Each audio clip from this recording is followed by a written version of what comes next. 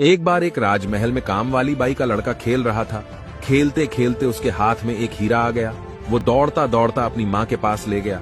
माँ ने देखा और समझ गई कि ये हीरा है, तो उसने झूठ मूठ बच्चे को कहा कि ये तो कांच का टुकड़ा है, और उसने उस हीरे को महल के बाहर फेंक दिया।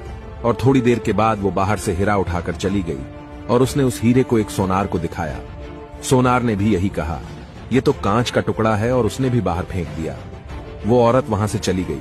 बाद में उस सोनार ने वो हीरा उठा लिया और जौहरी के पास गया, और जौहरी को पता चल गया कि ये तो एक नायाब हीरा है, और उसकी नीयत बिगड़ गई।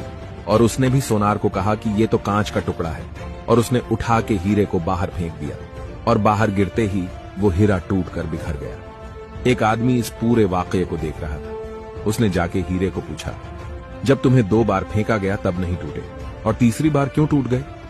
हीरे ने जवाब दिया, ना वो औरत मेरी कीमत जानती थी, और ना ही वो सोनार। मेरी सही कीमत वो जौहरी ही जानता था, और उसने जानते हुए भी मेरी कीमत कांच की बना दिया, और मैं टूट के बिखर गया।